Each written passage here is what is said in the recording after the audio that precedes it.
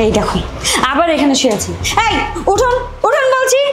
কি হলো উঠুন, এখানে শুয়ে আছেন কেন? এটা কি শুয়ে থাকার জায়গা? হ্যাঁ, আপনার কি রুম নাই? এখানে শুয়ে আছেন। এখন যদি বাইরে থেকে একটা লোক আসে, কোনো গেস্ট আসে, তাহলে কি ভাববে দেখে?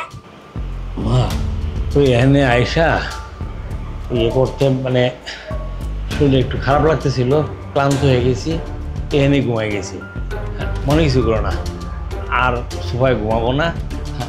ও আচ্ছা, বুঝতে পেরেছি। আপনাকে না এখানে থাকতে দেওয়া চলবে না। আপনাকে কি করে এখান থেকে বের করতে হয় সেটা আমি খুব ভালো করেই জানি। আপনার ব্যবস্থা আমি এখনই করছি। কাবির, কাবির! কি হয়েছে? আমি চিল্লাপাল্লা করতেছো কেন? চিল্লাপাল্লা কেন করছি? হ্যাঁ, তোমার বাবা এই সোফার মধ্যে ঘুমিয়ে আছে। তুমি গ্রাম থেকে এটা কাকে তুলে নিয়ে এসেছো? হ্যাঁ, এটা কি ঘুমানোর জায়গা যে তোমার বাবা এখানে ঘুমাই থাকবে? আচ্ছা, তুমি কি আমার পছন্দ অপছন্দ কিছু জানো না? তুমি কি আমাকে বলে দাওনি যে আমি কোনটা পছন্দ করি আর কোনটা না পছন্দ করি? দেখো, এসব কথা বলতে আমার একদমই ভালো লাগছে না।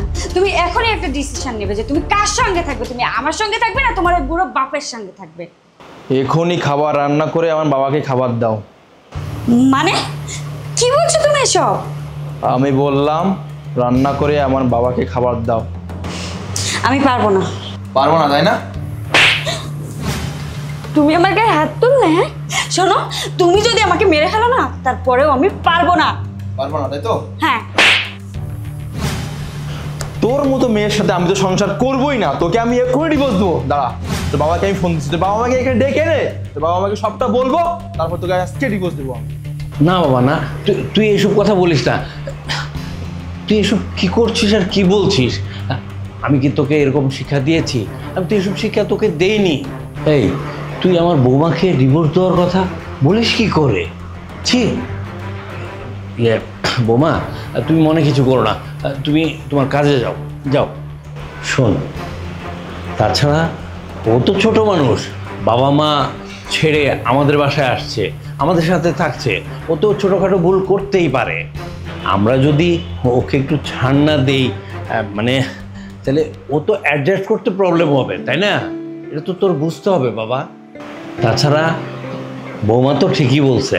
হ্যাঁ, আমার তো সোফায় শুয়ে ঘুমিয়ে যাওয়া ঠিক হয়নি বাবা, ভুলটা আমারই হয়েছে। শোন বাবা, হ্যাঁ আমি একটা সিদ্ধান্ত নিয়েছি। হ্যাঁ, আমি গ্রামে চলে যাব। হ্যাঁ, আমি আর এখানে থাকবো না। তুই আর বোবা মিলে একটু সুখে শান্তিতে থাক। আমি থাকলে যেহেতু তোদের সমস্যাই হয়। আপনি কেন এখান থেকে চলে যাবেন? যেতে হলে তো আমি যাব। আমি তো ভুলে গিয়েছিলাম যে আমি পরের ঘরের মেয়ে। আর তাছাড়া এই বাড়িটা তো আপনারই। বাবা, আপনি আমাকে মাফ করে দেন।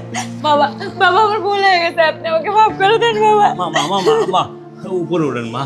হ্যাঁ হ্যাঁ, আমার কাছে মাপ চাই দেবো না, আল্লাহর কাছে মাপ চান। আসলে ভুলটা আমারই। আমি কখনো মানুষকে মানুষের চোখেই দেখিনি, সবসময় সবাইকে নিচু চোখে দেখেছি।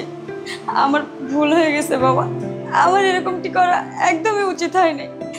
তোমরা দুজনে আমাকে মাফ করে দাও। আমি এরকম ভুল আর কখনো করব না। আমি আমার ভুলটা বুঝতে পেরেছি। এই তুমি আমাকে পর মনে করো কেন?